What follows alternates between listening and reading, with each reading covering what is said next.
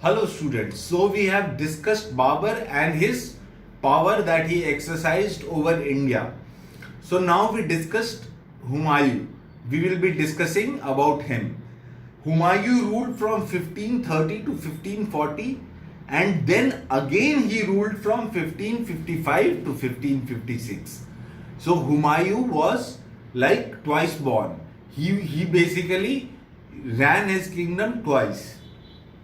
So in 1530, Humayun inherited Babur's large empire.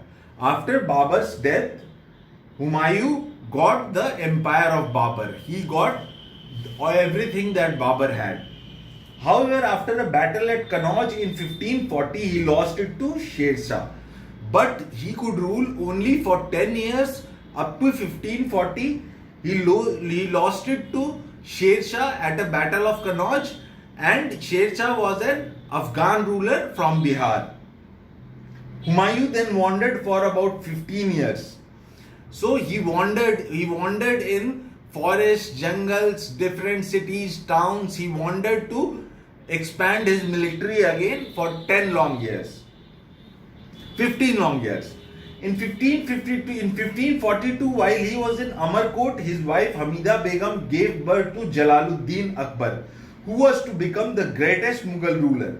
In 1542, Humayun was, while he was traveling, his wife gave birth to Jalaluddin Akbar. Everybody has heard of Jalaluddin Akbar. Akbar was one of the greatest ruler of the Mughal Empire. So he was Humayun's son.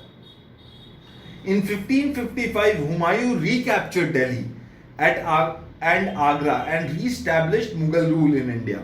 In 1555, he again re-established Mughal rule in India by capturing Agra and Delhi.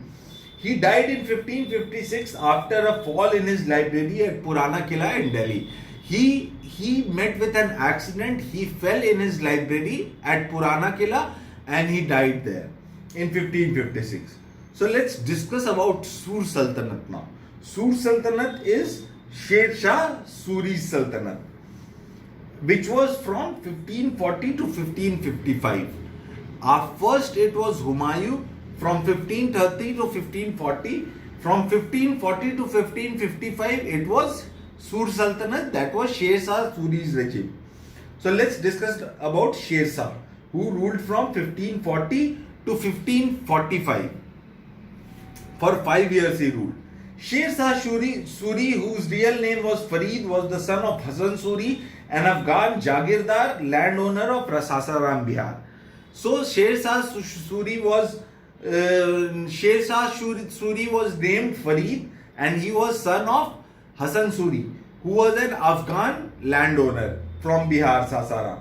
He rose from being a landowner holder to become the ruler of Delhi and started the Sur dynasty.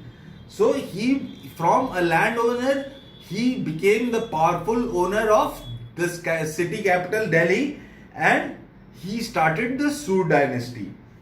Ill-treated by his stepmother, Sher Shah left home and entered the service of the ruler of Bihar.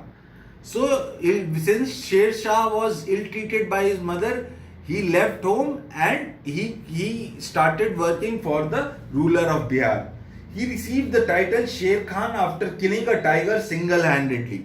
He killed a tiger single-handedly and received the title Sher Khan. Sher Shah entered the service of Babur in 1527 and closely studied the Mughal military techniques. He returned to his father's Jagir at Sasaram. He acquired the fort of Chunar through marriage. So Sher Shah joined Babur's services in 1527 and he started working for Babur. And he learned Mughal military techniques and he came back to Sasaram. And from a marriage, he owned a fort in Chunar through marriage since he got married. So Sher Shah became powerful in the region around Bihar and Bengal. Sher Shah became a powerful ruler in Bihar and Bengal area. While Humayun was busy in Gujarat, Sher Shah captured Gaur, the capital of Bengal, and thus threw open an open challenge to Humayun.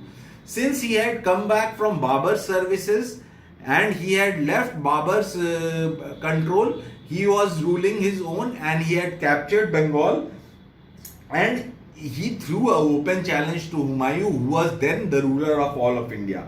Sher Shah defeated Humayun at Chausa in 1539 and later at Kannauj in 1540. Sher Shah defeated Humayun at 1539 in Chausa and then at Kannauj in 1540. Humayun then had to lay down his crown. He had to lose his ownership of the king. Sher Shah became the emperor or Shah of Hindustan. Sher Shah became the Shah of Hindustan. He ruled for a short period of 5 years from 1540 to 1545. His empire extended from Bengal to Indus, excluding Kashmir. So Sher Shah was, he ruled for a short period of time and his empire extended from Bengal to the Indus, excluding Kashmir. We will discuss about Sher Shah's administration in our next class. Have a good day, students.